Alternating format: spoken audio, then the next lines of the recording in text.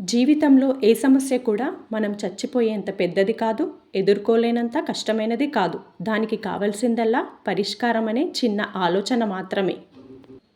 డబ్బు లోకాన్ని ఆడిస్తుంది. ఆ డబ్బు మన చేతుల్లో ఉంటే మనం లోకాన్ని ఆడించవచ్చు.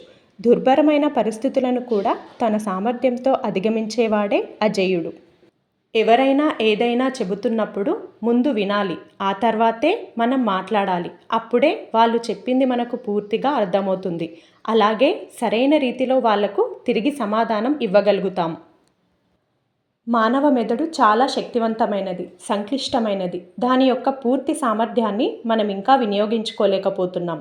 మన బుద్ధిని కేవలం ఈ క్షణం ఏం జరుగుతుంది, మనం ఏం చేస్తున్నాం అన్న దాని మీద మాత్రమే కేంద్రీకరిస్తే ఆ మెదడు యొక్క రహస్యాన్ని మనం ఛేదించవచ్చు. నువ్వు ఏ తప్పులు చేయడం లేదా, అయితే ఏమీ నేర్చుకోవడం లేదని అర్థం. తెలివైన వాడు ఎప్పుడూ గొడవలకు దూరంగా ఉంటాడు.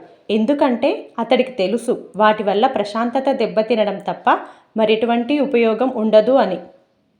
మాటలు అందరూ చెబుతారు, కానీ ఆ మాటలను నిలబెట్టుకున్న వాడినే అందరూ గౌరవిస్తారు.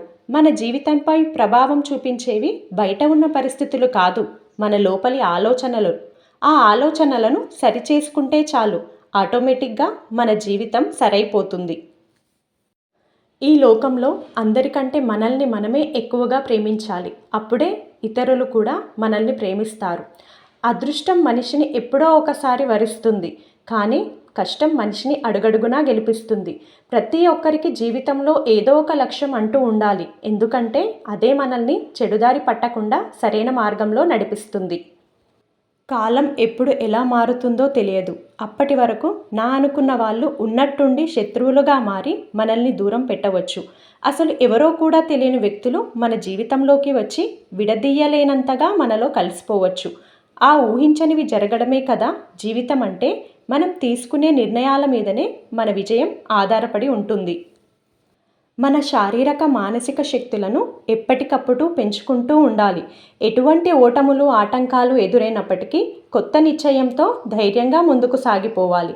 మనం ఎలా ఉండాలి అనుకుంటున్నామో అలా ఉన్నవారితో స్నేహం చేయడం ద్వారా ఏదో ఒక రోజు మనం కూడా అలా తయారవుతాం. మీ జీవితాన్ని ఎప్పుడూ వెతికి విడిచిపెట్టకండి. మన జీవితం మన చేతుల్లోనే ఉంది. దాన్ని ఎలా కావాలంటే అలా మనం మలుచుకోవచ్చు. మిత్రమా, ఆఖరిగా ఒక్క మాట. మనం చేయవలసిన పనులను ఇతరులు మన కోసం చేసి పెడతారనే తత్వం మన వ్యక్తిత్వ స్థాయిని, గుణగణాలను తక్కువ చేస్తుంది. ఎప్పుడూ మన సొంత ప్రతిభా సామర్థ్యాలపైననే ఆధారపడాలి. స్వయం కృషి ప్రయత్నాలతోనే విజయం సిద్ధిస్తుంది. ఇది రాసిపెట్టుకో. నా ఈ వీడియో కనుక మీకు నచ్చినట్లయితే మరిన్ని మంచి motivational videos, devotional videos, motivational stories కోసం నా ఛానల్ని ఇప్పుడే సబ్స్క్రైబ్ చేసుకోండి. Thank you for watching.